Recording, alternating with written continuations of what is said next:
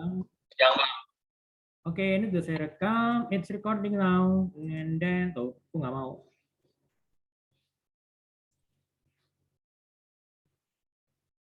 Oke, di layar kalian sudah muncul ya. Kita masih sedikit masih ngebahas ya apa namanya introduction-nya ya, lebih kepada apa sih seorang wira swasta, apa sih itu wirausaha, dan bagaimana kita bisa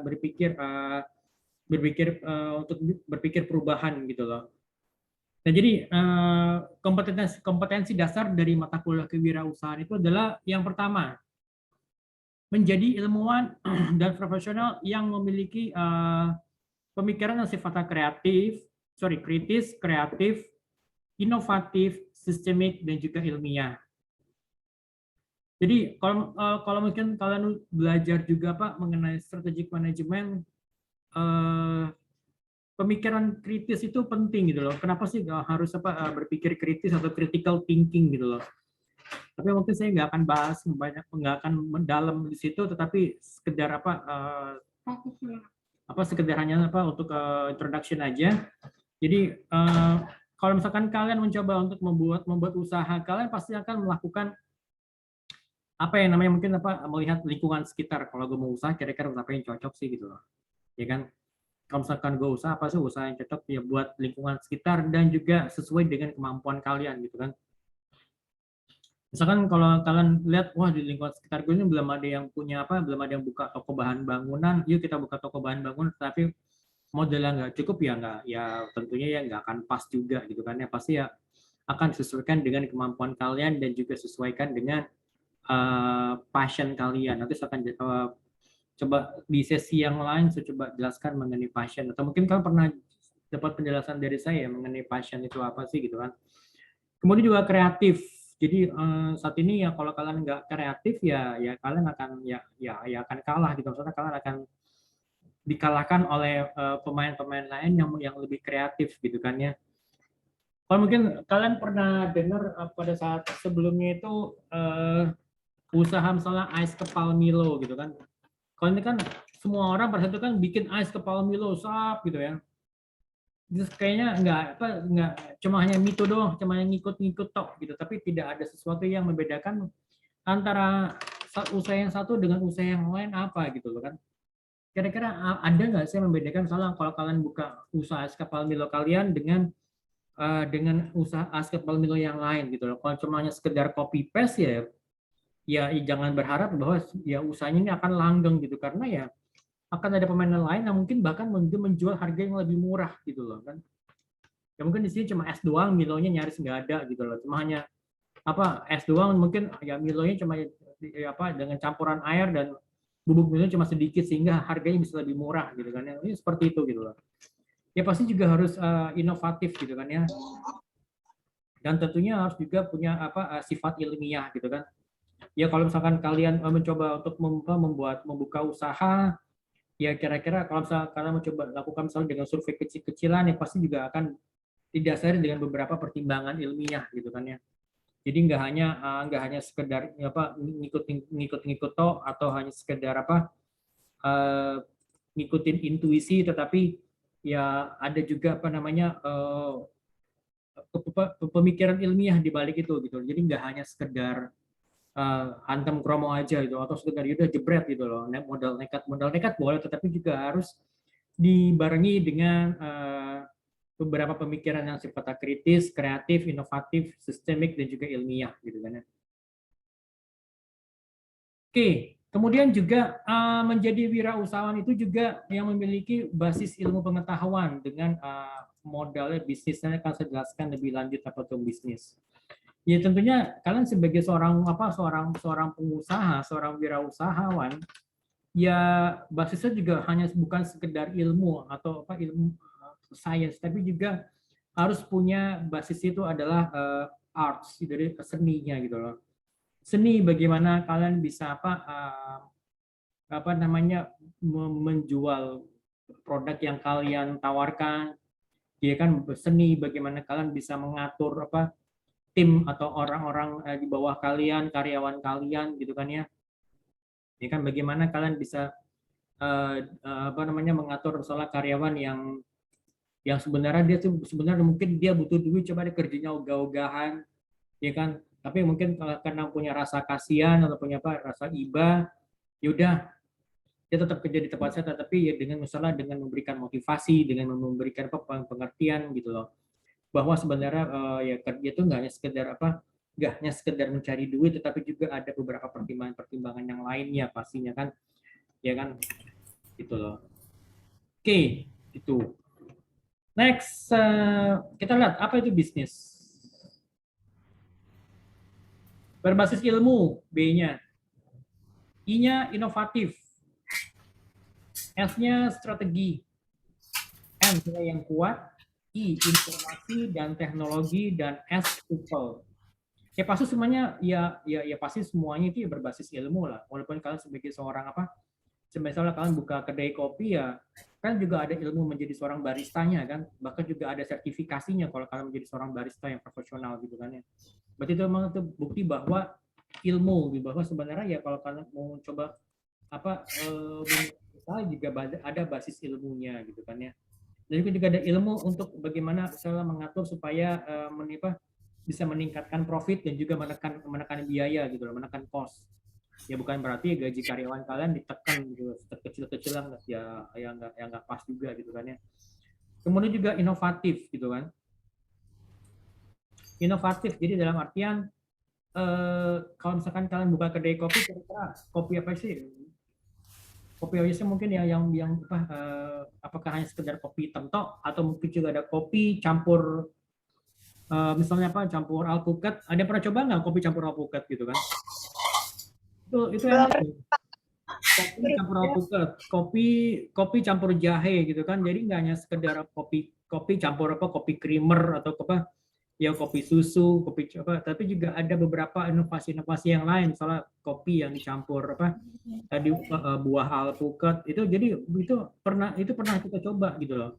Maksudnya pas sebelum saya di restoran di divisi marketing kita pernah coba hal seperti itu. Jadi kopi dicampur dengan alpukat, walaupun memang penjualan itu nyaris nol gitu, nyaris nggak ada. Paling yang beli ya hanya orang-orang yang mengenai apa dunia perkopian gitu kan. Tapi kalau orang yang nggak ngerti apa ini kopi campur alpukat gitu kan. Nah, tetapi ya di situ justru sebenarnya nilai inovasinya itu loh. Kopi campur alpukat, kemudian kopi campur jahe. Bagaimana kalau misalkan kopi dicampur dengan misalnya apa jintan hitam gitu loh. Itu kan gimana? Walaupun misalnya tetap harus ada apa namanya, harus ada penyesuaian apa.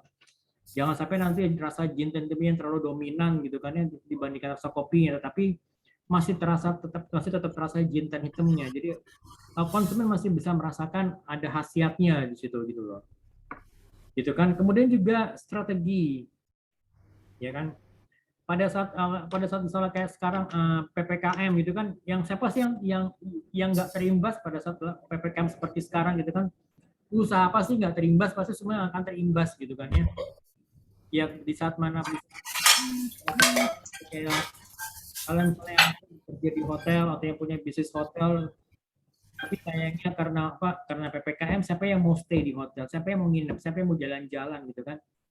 Ya pada saat itu kita masuk Pak, yang mungkin teman-teman yang kerja di Bekasi atau teman-teman yang kerja di luar Jakarta tuh mau masuk ke daerah Jakarta tapi disekat gitu kan ya, bahkan disuruh putar balik gitu kan. Yang boleh masuk misalnya hanya orang-orang yang kerja di bagian apa di industri yang sifatnya kritikal dan juga krusial gitu kan ya. Jadi di luar itu ya silakan pulang gitu kan. Nah itu bagaimana gitu kan, itu pastinya akan berpengaruh kepada bisnis dunia bisnis kan, baik itu yang mungkin kuliner atau mungkin apa industri perhotelan, terus banyak lagi yang lain gitu kan ya, bahkan juga mungkin UMKM gitu kan apa yang usaha mikro kecil menengah mungkin yang level pedagang kaki lima gitu kan, itu juga pasti semua terimbas gitu kan ya. Ya siapa yang masih megang duit pas saat itu, misalnya siapa sih yang mau keluar rumah untuk berapa ya untuk berbelanja. Iya kan, orang tetap keluar rumah untuk berbelanja, tapi untuk berbelanja untuk kebutuhan yang sifatnya yang sifatnya inti-inti aja, misalnya ya untuk beli sembako gitu kan. Nggak mungkin dia misalnya keluar rumah untuk sekedar nongkrong di warung kopi atau mungkin mungkin dia beli mie ayam, mendingan dia beli Indomie yang jauh lebih murah dibikin di rumah gitu kan ya. Gitu. Nah, jadi harus ada strateginya gitu kan. Bagaimana misalkan bagaimana kita bisa menyikapi hal-hal seperti ini. Pastinya tentu ada ilmunya kan, seperti mungkin kalau kalian tahu, kalau mungkin kalian nantinya belajar apa ilmu apa mata kuliah strategic management atau manajemen strategik itu akan belajar mengenai apa bagaimana kalian bisa melakukan apa environmental scanning, jadi melakukan mengetahui apa sih di sekitar kita, jadi baik itu kondisi eksternal perusahaan, kondisi eksternal usaha kalian, dan kondisi internal kalian sendiri, kelebihan kalian, kekuatan kalian di mana, kelemahan kalian di mana, kemudian juga opportunities yang ada di luar itu seperti apa, dan juga apa namanya apa yang menjadi threats kalian gitu loh, threats untuk usaha kalian gitu kan. Jadi itu ada strateginya gitu loh. Jadi dari situ misalnya, oke, dengan kita punya kemampuan seperti ini dan juga ada peluang, kenapa nggak kita ambil gitu kan ya, seperti itu. Oke, kemudian N, niat yang kuat. Apa tuh niat yang kuat? Ya pastinya kalau kalian punya usaha kan nggak mungkin ya sekali usaha langsung berhasil ya, syukur-syukur bisa berhasil gitu kan. Tapi pasti kan ada yang namanya jatuh bangun. Nah, pada saat kalian berada di bawah, itu kan bagaimana kalian bisa bangkit gitu loh kan. Ya kan misalnya seperti ada seorang pengusaha mengatakan, ya gue jatuhnya apa? Ya jatuhnya 10 kali ya bangkitnya 11 kali gitu kan ya. Jadi bangkitnya harus lebih banyak dibandingkan kejatuhan kalian gitu loh. Ya bukan berarti ya kalian usaha selalu gagal, tapi ya kalian harus siap untuk menghadapi kegagalan gitu kan ya. Gitu. Kemudian juga informasi dan teknologi. Informasi teknologi. Jadi kalau kita bicara mengenai informasi dan teknologi itu kita bicara mengenai perkembangan teknologi saat ini gitu loh. Ya kan, apalagi dengan apa dengan adanya pandemi COVID-19 seperti sekarang ini, siapa sih yang ngira bahwa kita dipaksa gitu kan, kita dipaksa untuk bekerja di rumah, ya kan, WFH, maka muncul istilah WFH, working from home. Kemudian juga siapa sih yang mengira kalau kalian dipaksa untuk kuliah daring, kuliah online dengan menggunakan aplikasi Zoom atau aplikasi apapun itu. Ya kan, mungkin ada yang punya pakai Google Meet, sudah pakai Google Class waktu itu mungkin kan. Terus ada lagi mungkin yang apa ya pakai apa mungkin Microsoft Teams. Mungkin yang paling mencolok atau yang paling sangat dikenal itu adalah ya misalnya menggunakan aplikasi Zoom meeting gitu kan ya. Bahkan kalian dipaksa misalnya untuk mengikuti seminar melalui aplikasi Zoom meeting yang makanya muncul dengan namanya webinar gitu kan ya. Itu kan semuanya karena apa? Karena adanya dukungan dari teknologi informasi gitu kan. Ya kan? Nah, terus terangnya pada saat ya, sebelum pandemi, saya tuh nggak pernah yang punya bayangan kalau saya bisa melakukan kuliah secara daring seperti sekarang gitu kan ya. Apalagi pada saat itu ya sama sekali belum pernah menggunakan yang namanya aplikasi konferensi kayak gini, misalnya aplikasi kuliah jarak jauh seperti ini kan, yang ada cuma yang pikiran kalau kuliah jarak cuma kirim-kirim email, cuma hanya sekedar kirim-kirim email, sekedar WhatsAppan di grup atau that's it gitu loh.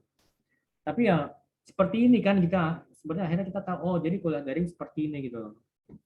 Gitu. Dan juga dengan adanya perkembangan teknologi pasti akan merubah perilaku konsumen gitu loh. Dan kalian itu harus aware, ya kan, harus aware bahwa perilaku konsumen itu sudah banyak berubah, terutama dengan adanya Dengan adanya perkembangan, dengan adanya didorong oleh perkembangan teknologi dan juga generasi milenial dan juga generasi Z, Gen Z itu juga sudah banyak yang masuk ke dunia kerja gitu, ke pasar kerja, ya kan. Mungkin kalian yang usia sekarang yang belasan tahun ya kan sudah masuk ke dunia kerja gitu kan ya. Itu ya pasti akan merubah pola kerja kan. Makanya sekarang ini ada juga istilahnya hybrid. Jadi kan kerjanya hybrid, jadi kurang lebih itu perpaduan antara kerja di rumah dengan kerja di luar rumah gitu kan ya.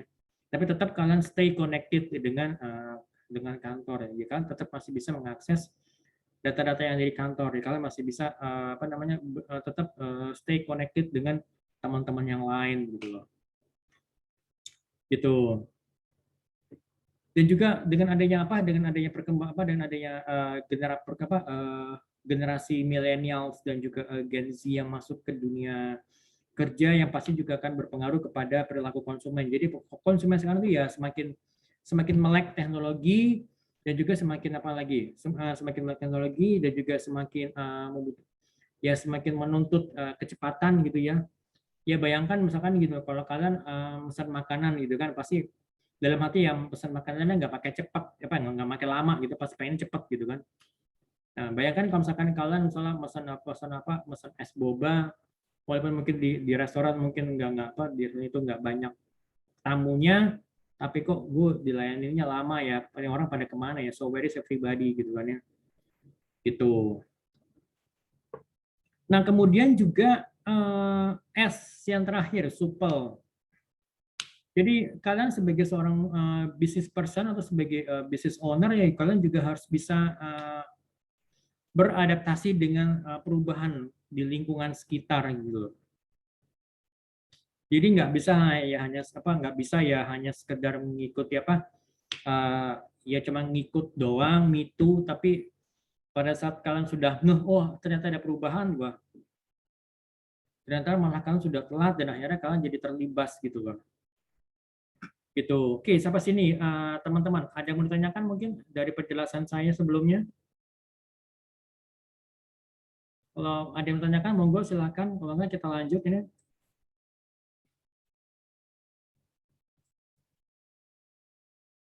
Oke. Belum ada, Pak. Oke. Nah, pernah dengar seperti ini nggak? Pernah ada kejadian kayak gini ya mungkin teman-temannya? Jadi mungkin kalian ditanya nih, ketemu saudara, ketemu siapa kayak gitu, atau ketemu om, maman, tante kalian. Nanti kalau sudah lulus mau kemana nih? Intinya kan gitu loh. Ya kan? Pertama ya nyari kerja atau ya pasti nyari kerja alias menjadi pegawai alias menjadi misalnya orang gajian gitu kan ya. Atau yang kedua menjadi wirausahawan. Atau yang ketiga ya nyari-nyari kerja sembari mulai usaha gitu loh. Ya kan?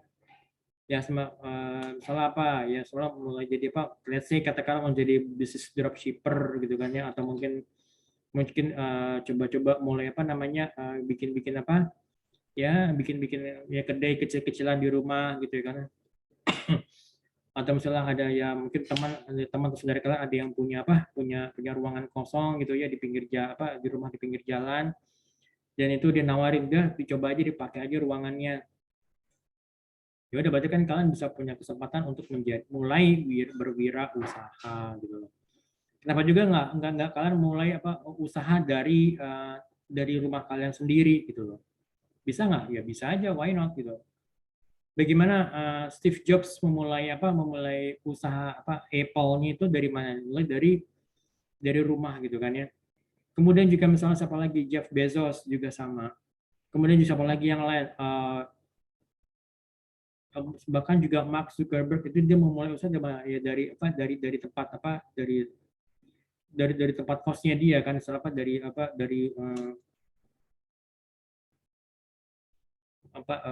mes dari asrama asrama mahasiswanya dia gitu kan ya seperti itu.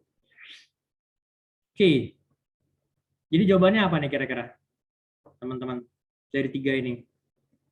Dari 1, 2, 3 mungkin ada yang kepikiran nggak sekarang? Selfie mungkin, Nur, kira-kira Mungkin 3 kali, Pak. nomor 3. Oke, kira-kira usahanya apa? Nah, kan akan ditanya, atau mungkin biasa sih kan mau usaha apa sih udah jadi karyawan aja, mungkin seperti itu kan tanggapannya. Tapi ya just be yourself ya, jadi udah mulai aja usaha atau juga kalaupun juga saya mulai usaha saat ini di usia yang muda dan modalnya juga yang dikeluarkan nggak gede-gede banget, kalaupun gagal, ya kan kalaupun kalian gagal, ini bukan saya nyumpain tapi misalkan kalau kan juga harus bersiap-siap gitu kan, kalaupun kalian gagal ya kalian usia kalian masih muda gitu loh, kalian masih punya waktu yang panjang untuk bisa memulai usaha lagi yang lain gitu loh, gitu. Misalnya gagal, katakan misalnya ekstrimnya ya ditipu orang, atau mungkin gagal karena mungkin tempatnya mungkin sepi, nggak strategis gitu, atau gagal mungkin karena ya banyak faktor yang lain gitu loh. Mungkin karena di sekitarnya juga sudah banyak usaha-usaha yang lain gitu loh, gitu kan. Atau ya tinggal bagaimana kalian bisa bisa melihat peluang yang lain gitu loh. Makanya tuh kan perlunya kita melakukan yang namanya environmental scanning. Jadi kita melihat kondisi di sekitar kita. Yang namanya kayak scanner kan yang pernah dilakukan dia menyisiri, misalnya kan kalian men-scan kertas A4 itu kan berarti dari ujung atas sampai ujung bawah kan disisir gitu loh. Dilewatin gitu loh. Ya kurang lebih ya kalau environmental scanning seperti itu gitu. Jadi kalian lihat kira-kira ada peluang apa sih? Ya kan kalau misalkan kalian mau bikin kedai kopi, apakah di sekitar saya sudah ada kedai kopi? Kalaupun ada, kira-kira dia jual berapa? Kemudian produknya seperti apa sih yang dijual? Gitu kan. Jadi ya ada yang bisa kalian coba lihat gitu kan, ada yang mungkin ditiru, atau mungkin selain ditiru ya ditambahin gitu loh. Gitu loh. Kan maksudnya ada konsep namanya ATM kan. Amati, tiru, kemudian menambahkan atau memperbaiki gitu loh. Gitu. Oke. Next ya. Kenapa jadi dari hasil penelitian, kenapa sih mahasiswa itu ya setelah lulus kuliah mereka memilih nomor 1? Jadi ada beberapa alasan di sini. Alasan pertama itu adalah mahasiswa sulit untuk mau dan memulai berwirausaha. Alasannya apa? Karena mereka tidak diajarin atau tidak dirangsang untuk mempunyai usaha sendiri. Benar nggak? Kalian ada yang ngajarin nggak di luar dari kampus? Di keluarga kalian mungkin ada yang ngajarin nggak? Gitu kan? Ada, Pak. Ada. Wah, ya, alhamdulillah dong.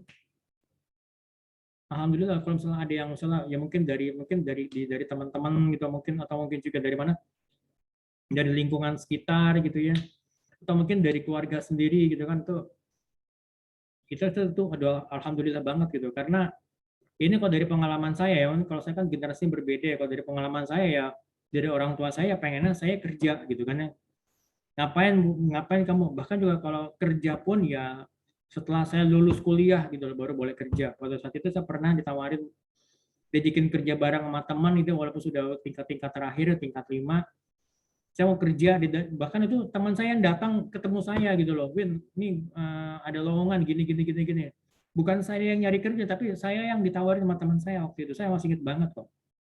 Terus saya ditawarin pada hari Sabtu gitu loh, Sabtu pas lagi mau kursus gitu ya, nongkrong dulu sebentar ya, ngobrol, terus ada yang disamperin sama teman yang lain gitu loh. Oke. Lalu yang kedua, didukung oleh lingkungan budaya masyarakat dan keluarga yang dari dulu selalu ingin anaknya menjadi orang gajian atau jadi pegawai. Apalagi mungkin kalau dia dari pendidikan dari orang tua zaman dulu, mungkin dari zamannya kakek nenek gitu ya. Apalagi misalkan kayak almarhumah nenek dan juga almarhum kakek saya itu kan memang didikan Belanda, yang mereka tuh menginginkannya kalau ya cucu-cucunya itu ya pasti jadi karyawan, jadi pegawai. Bahkan juga saya pernah ditanyain sama almarhumah nenek saya, langsung masih ingat banget, Irwin kamu nggak pengen jadi PNS gitu? Waduh, pada saat itu ya saya dan juga dan juga teman-teman yang lain dan sepupu-sepupu saya yang lain yang kita nggak punya pemikiran mau jadi PNS, dan ini terbukti sampai sekarang. Jadi saya masuk sepupu itu nggak ada yang jadi PNS gitu loh ya. Ya paling ya kerja swasta, atau mungkin ya punya ya dia mulai usaha-usaha sendiri gitu kan ya, bareng sama teman-temannya ya seperti itu. Jadi nggak ada yang jadi PNS gitu. Oke, next, bentar. Yang ketiga,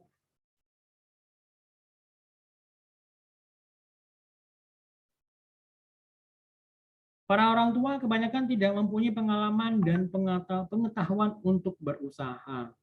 Benar nggak? Benar, Pak. Gitu kan? Jadi dalam artian gini, jadi dalam artian gini loh. Sorry. Dari saya sendiri itu saya tuh nggak apa namanya dia tidak pernah apa di share mengenai bagaimana cara supaya memulai berusaha gitu kan ya, yang ada juga gitu ya diminta untuk selalu coba cari pekerjaan gitu, coba ngelamar ke sana ngelamar ke sini gitu kan ya, gitu. Apalagi misalnya kan kayak ya dari ya mungkin ini bawaan dari zaman dulu ya, dari zaman karena kita dijajah oleh Belanda gitu kan, dijajah oleh Belanda dalam jangka waktu yang lama kan, hampir 3,5 abad, 350 tahun. Pada saat itu kan kalau misalkan ada pribumi atau mungkin apa namanya atau mungkin eh, warga WNI warga Indonesia gitu yang menjadi pegawainya orang Belanda kan terlihat keren gitu loh. Ya kan itu yang jadi istilahnya itu menjadi pegawai negerinya orang Belanda gitu, pegawai negerinya penjajah gitu loh. Nah, itu kan semuanya tuh kalau gitu kan terlihat keren kan. Dan karena terlihat keren itu akhirnya banyak banyak orang tua pas itu bercita-cita nanti kalau anakku jadi orang itu, anakku udah gede ya jangan jadi seperti aku. Aku pengennya mereka menjadi pegawai, misalnya pegawai negeri gitu loh kan ya, PNS gitu. Nah, jadi seperti itu. Gitu loh. Oke, kita lihat ya faktanya ya. Faktanya adalah banyak tenaga manusia sudah tergantikan oleh mesin. Contohnya apa? Penjaga tol. Kalau kalian terakhir kali kalian misalnya lewat tol gitu ya, misalnya akan datang keluar kota, misalnya lewat Cipularang atau misalnya lewat lewat jalan tol itu yang ke arah Jawa, keluar di Brexit gitu kan ya, apa kadang-kadang kalian masih ngeliat adanya penjaga tol nggak di setiap gerbang tol? Saya sih nggak yakin gitu ya. Karena apa? Karena semuanya sudah tergantikan oleh kartu kan, oleh kartu e-tol atau kartu flash atau kartu apa lagi e-money gitu kan. Sekarang bahkan juga cukup banyak bank yang sudah mengeluarkan gitu kan, bank seperti kayak BCA, Mandiri, BRI gitu kan. Mereka masing-masing kan mengeluarkan apa kartu kartu e-tol gitu loh. Gitu. Kemudian juga teller di bank. Saya boleh nanya ke kalian nggak, kapan kalian terakhir kali datang ke bank? Ada yang pernah datang ke bank nggak dalam seminggu terakhir? Udah lama, Pak. Udah lama ya. Udah lama, Pak. Sebulan lebih, 2 bulan yang lalu. 2 tahun yang lalu kali. Yang lalu. Lama pisan, lama bet. Ya, itu artinya apa? Jadi kira-kira yang berprofesi jadi teller, kira-kira pekerjaan mereka terancam nggak kalau begitu? Ya udah semakin sedikit kok orang datang ke bank, mereka ya mungkin sekarang menggunakan internet banking gitu kan ya? Iya, benar, Pak. Ya kan? Ya, lewat Shopee Pay gitu ya, Pak. Atau mungkin kalian menggunakan menggunakan digital M-banking, Pak. ya kan? Pakai GoPay gitu kan ya? Pakai OVO, pakai Dana gitu kan, ngapain gue harus datang ke bank gitu loh. Ya kan? Ya kalian misalnya kan pembayaran ya misalnya kalian punya bisnis ya, pembayaran di transfer. Ya kan bukti transfernya bisa ditinggal di WhatsApp atau mungkin di scan, dikirim by email. Kalau misalnya pembayaran mungkin lewat teller dari lawan kalian dari pihak bisnis teman bisnis kalian gitu kan. Ya kan seperti itu kan. Bahkan juga sekarang kan kalau misalkan kalian bisnis, kalau misalnya mau transfer nilai lumayan gede kan juga masih bisa kan lewat internet banking kan, selama saldonya mencukupi kan. Gitu loh. Oke, lanjut.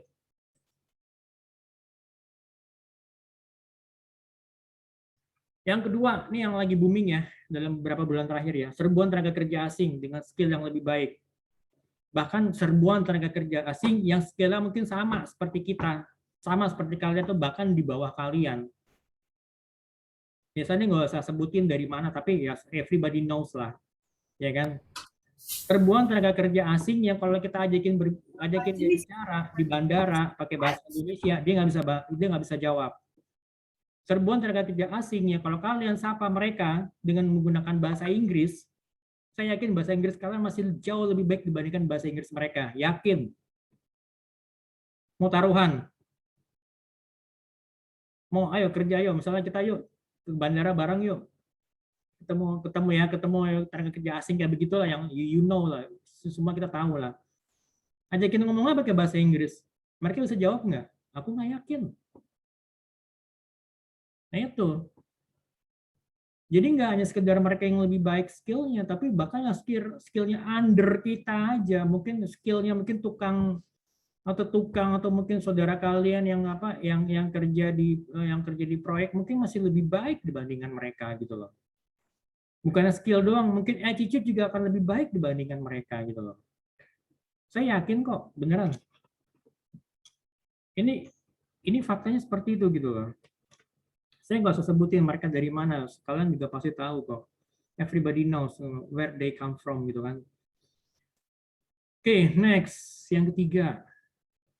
Jumlah pekerjaan yang tersedia tidak sebanding dengan jumlah lulusan sekolah maupun juga lulusan dari perguruan tinggi. Ya kan? Yang lulus dari perguruan tinggi negeri itu ada banyak, belum lagi perguruan tinggi swasta. Ya kan? Belum lagi yang lulus dari luar negeri balik ke Indonesia. Ya kan? Ya mereka ya alhamdulillah mereka masih mau balik ke Indonesia. Kalau mereka stay di sana sayang banget kan gitu kan, berarti itu sumber daya manusia kita yang sudah yang tergerus gitu loh. Makanya ada istilah namanya brain drain gitu loh. Jadi kekurangan otak yang cemerlang gitu kan ya. Nah, pertumbuhan penduduk, apalagi sekarang kan kita ini masuk ke dalam kategori kondisi di mana jumlah penduduk yang masuk usia produktif itu lebih tinggi dibandingkan jumlah penduduk yang dalam kategori usia non produktif gitu loh. Oh ya, anyway kalian tahu nggak apa yang usia produktif itu dimulai dari berapa sampai berapa sih? Ada yang tahu? Fatin? 19 Pak. Ya? 17 sampai 25 mungkin, tapi nggak tahu juga sih. Saya udah nggak produktif lagi ya. Ada yang tahu? Anyone? Nur? Ayu? Zaura? Sorry, Zauhara? Saya 40-an lebih langsung masih ini Pak, masih produktif ya. Gampangnya gini deh, misalkan kalau kalian punya katakanlah misalnya ayah ibu kalian pensiun jadi dari PNS gitu ya usia 56 kan. Itu sebenarnya masih masuk dalam kategori produktif, usia produktif, serius. Bahkan mungkin kalau kalian mungkin ada saudara kalian atau om kalian yang yang masih pensiun di usia 60 itu juga masih dalam kategori usia produktif gitu loh. Gitu. Sayang kan sebenarnya kan? Gitu loh. Nah, jadi usia produktif itu mulai dari usia 14 sampai usia 15 sampai 64 tahun gitu loh. Gitu. Ngerti ya? Jelas ya, jadi usia dari usia 15 sampai dengan usia 64 tahun gitu kan. Gitu loh. Gitu, oke. Ini kita break dulu ya.